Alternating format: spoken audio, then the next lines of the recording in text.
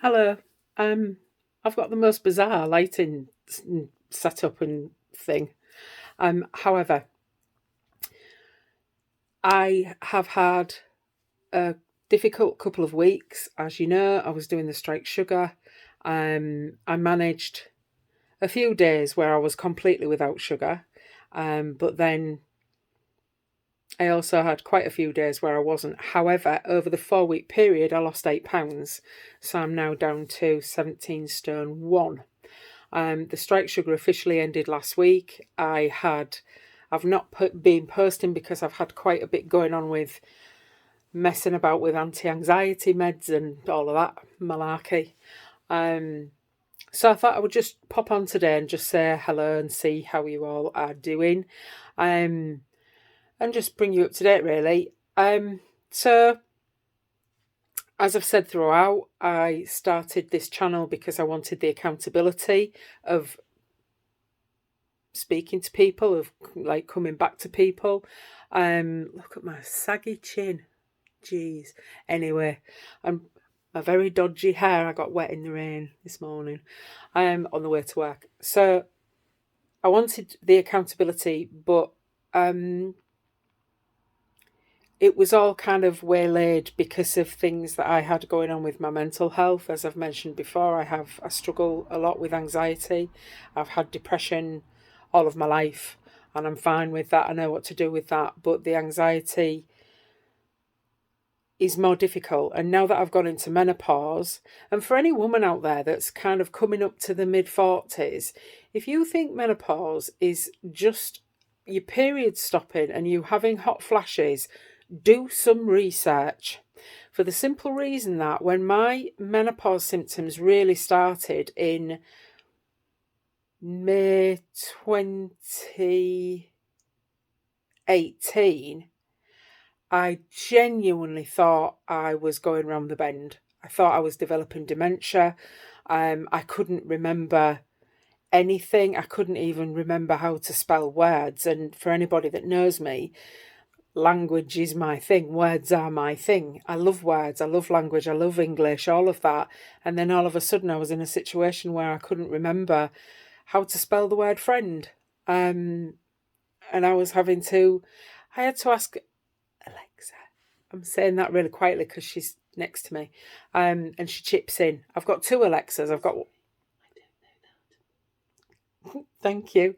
I've got two. I've got one downstairs and I've got one up here. And the one up here is really nice.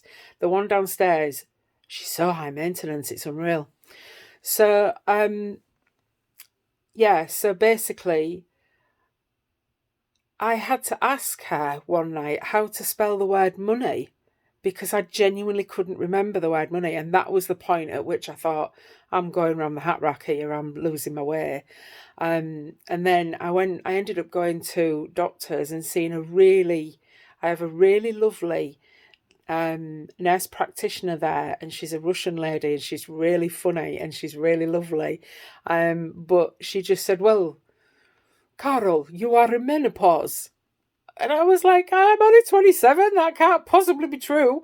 And she said, I have your date of birth here on the screen, which I thought was hilarious.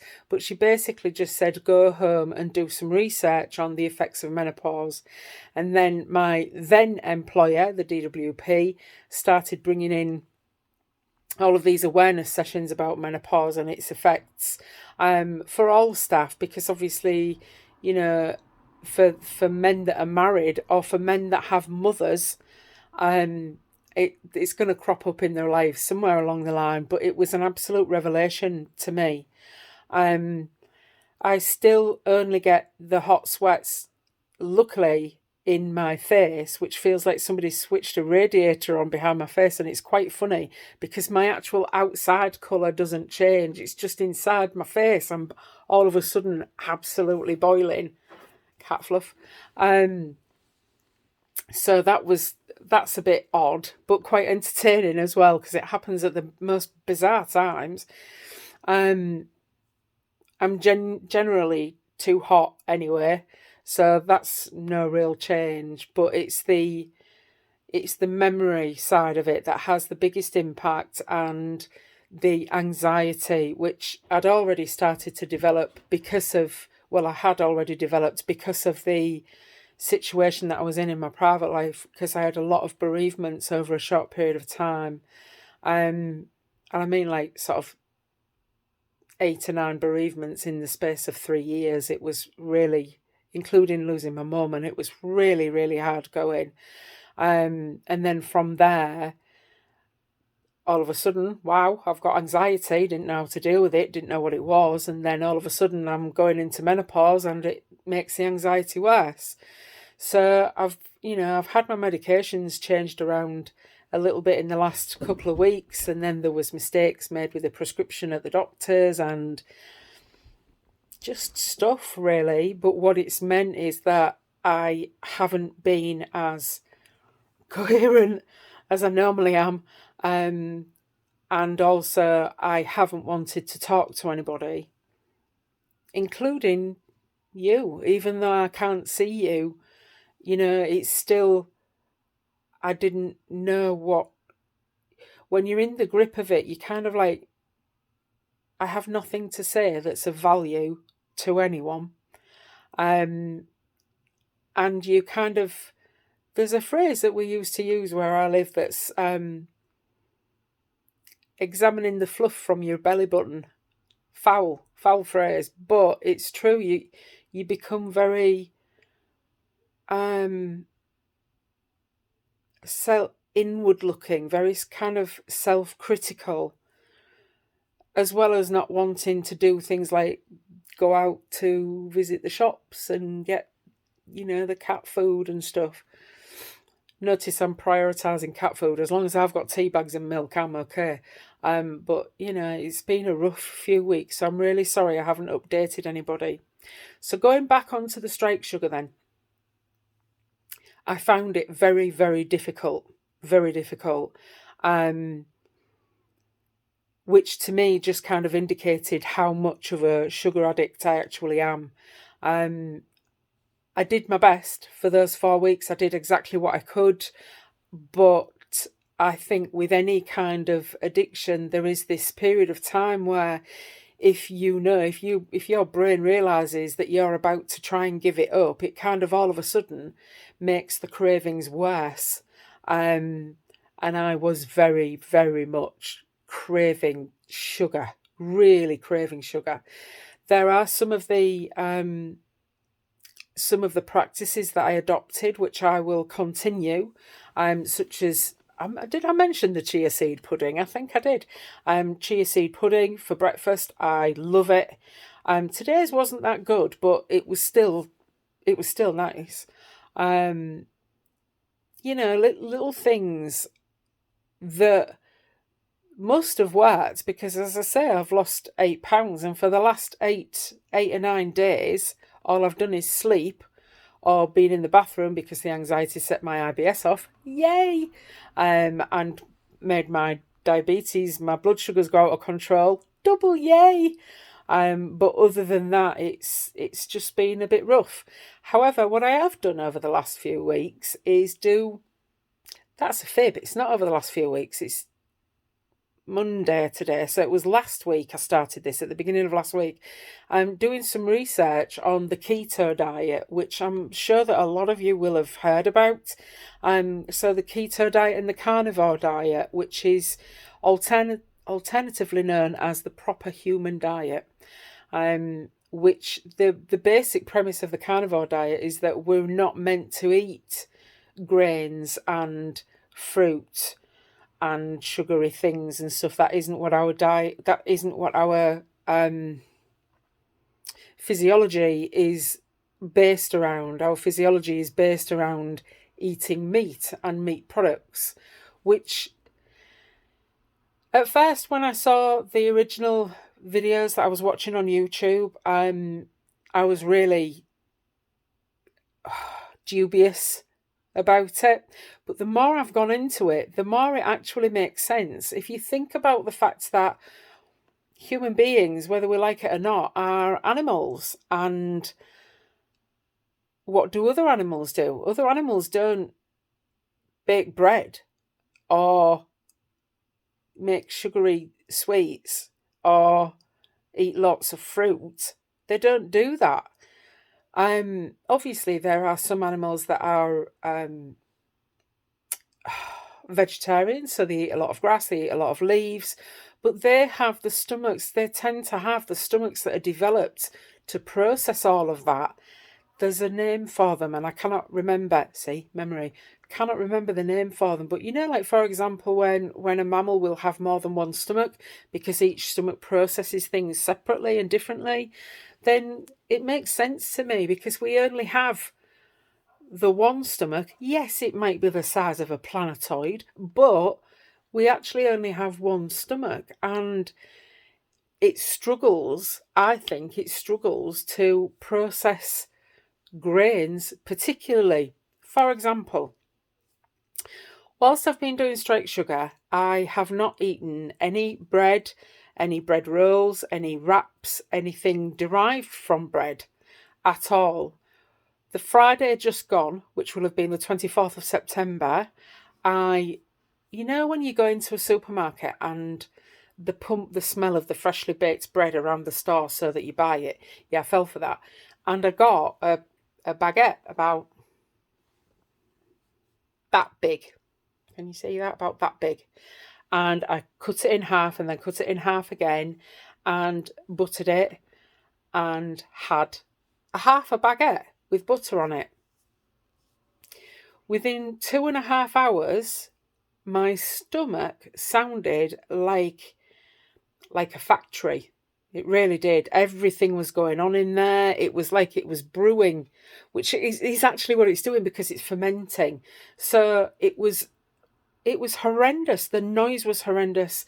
You get a distended, stomach when you get bloating, all that sort of stuff.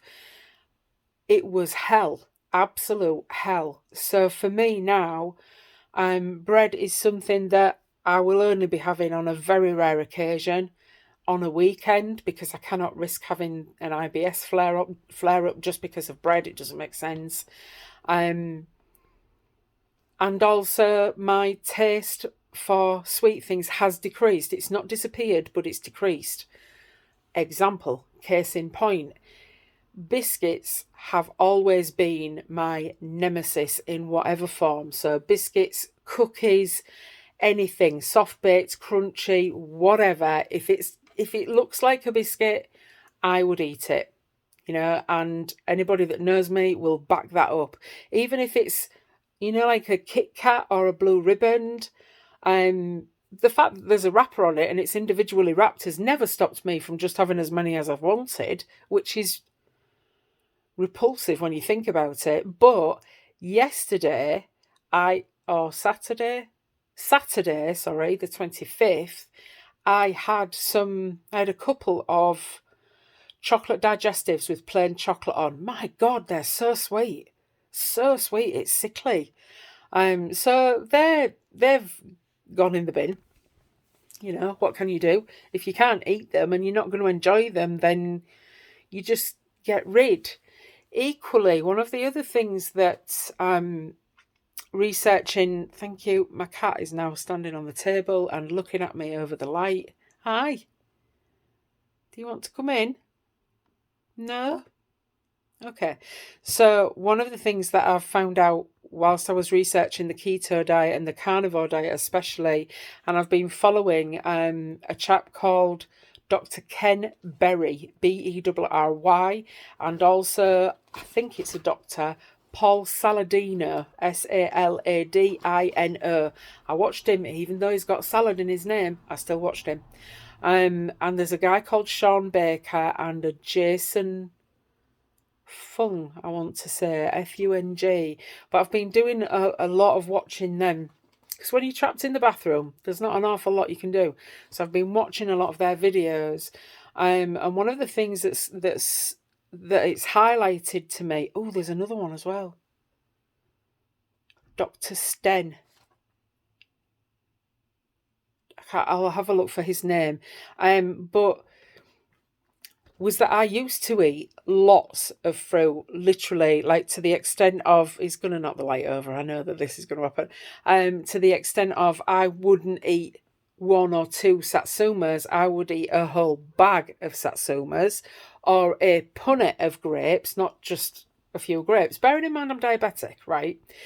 But the information that's come through from what I've been doing, from what I've been researching, is that when you compare sucrose, which is just table sugar, to fructose, which is a naturally occurring sugar that is in fruits, gram for gram, fructose puts more strain on the liver, more than 7 times more strain on the liver than table sugar does, which explains to me why it has such a huge impact on diabetics. I never understood before why diabetics are supposed to restrict their fruit intake, because fruit is healthy, right? That's what we're told, fruit is healthy.